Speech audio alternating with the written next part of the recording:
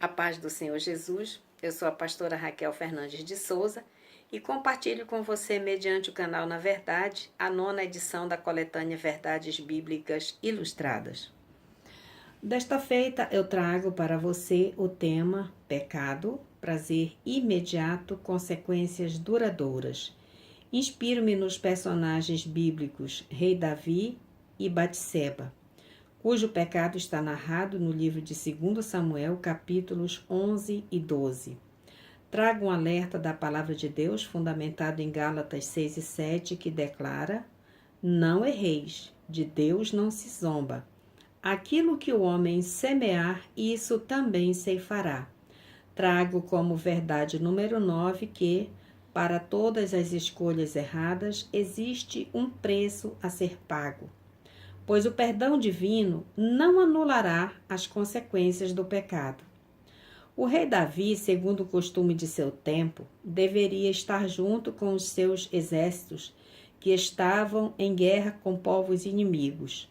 Mas, no dia do pecado por ele praticado, o mesmo encontrava-se ocioso no seu palácio. Foi o que ele precisou para chegar à janela e ver a linda Batseba tomando banho, desejá-la, mandar buscá-la, relacionar-se sexualmente com ela, engravidá-la e depois, para justificar o ato por ele cometido, mandar buscar Urias, recomendar que o mesmo se deitasse com a esposa, pois quando a gravidez se tornasse evidente, Urias pensaria que a esposa estava grávida do mesmo. Aquele plano B do rei Davi nada agradou ao coração de Deus, de modo que o Senhor providenciou o profeta Natã para que fosse confrontar o rei Davi com o seu pecado. Ali começariam a ficar evidentes para o rei as consequências do seu pecado. O ato de Davi com Batseba pode ter sido muito prazeroso para o casal, mas foi muito desastroso também para eles e para muitos ao redor. Custou a morte de muitos. Por exemplo, custou a morte de Urias, custou a morte do bebê havido desta relação adúltera. Embora Davi insistisse em clamar ao Senhor para salvar a criança, Deus decidiu colhê-la. Custou a morte de milhares de soldados do exército de Davi, custou a morte de Absalão, custou muitos conflitos familiares, custou a filha de Davi ser abusada sexualmente pelo próprio irmão, e com certeza aquela moça foi preterida depois. Muito dificilmente veio a ter um relacionamento matrimonial, pois os homens israelitas interessavam-se por mulheres virgens. Então imagine o grau de consequências que foram desdobradas a partir do incidente praticado por Davi e Batseba. Já decorre algum tempo que foram encerradas as atividades do carnaval. Eu, na condição de profissional de saúde, costumo dizer que 9 meses depois vão começar a nascer os filhos do carnaval. Mas é bom que se diga que nem todos nascem, porque na verdade muitas mulheres, quando engravidam de relacionamentos ocorridos por essa época, vão às clínicas clandestinas tentar a prática do aborto. Em alguns casos vai morrer o feto e a mãe. Alguns homens vão preterir os filhos havidos desta relação extramarital ou extraconjugal. Algumas pessoas vão sair, algumas não, milhares de pessoas vão sair infectadas dessas orgias que acontecem no período carnavalesco. Eu quero, na condição de pastora, assistente social e profissional de saúde, chamar você a uma reflexão.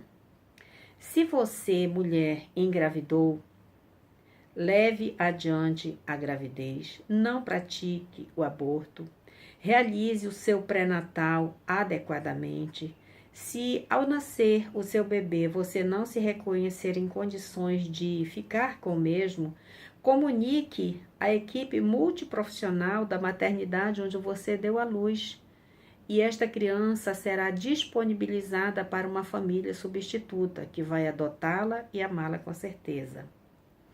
Se você é o pai que engravidou esta mulher, não a despreze, não a ignore. Reconheça a paternidade de sua criança, dê a ela os direitos que lhe são devidos. A legislação brasileira, segundo o Estatuto da Criança e do Adolescente, declara que o direito ao reconhecimento de paternidade não prescreve nem com a morte. Então, reconheça a sua criança. Se você, porventura, foi uma pessoa infectada, não saia por aí infectando outras. Corra para um serviço de saúde, busque a orientação, a escuta, o acolhimento, inicie o seu tratamento e evite fazer com outros o que aconteceu com você. Mas eu também falo com você que porventura não se reconheceu nos 3 exemplos aqui citados e disse, bem, estou isento porque não pratiquei nenhum desses pecados, mas talvez você tenha pecado de outra natureza. E todo pecado precisa ser confessado diante de Deus. Perante o Senhor só tem perdão o pecado que é confessado. Então eu convido você a chegar perante o Senhor, declarar-se o que você fez, fazer como Davi. Convido você a ler o Salmo 51. Ali ele traz a narrativa da sua confissão, do seu arrependimento. Nem Davi e nem Batseba foram poupados pelo Senhor do constrangimento e nem das consequências de seus pecados, de seu pecado. Porém, é importante que se diga para finalizar esse vídeo que, no final, o próprio Deus vai declarar que Davi é um homem segundo o seu coração. E Batseba é uma das 5 mulheres citadas na genealogia de Jesus. Então observe que, apesar de não terem sido poupados das consequências, mas eles foram perdoados e ainda foram honrados pelo Senhor Deus.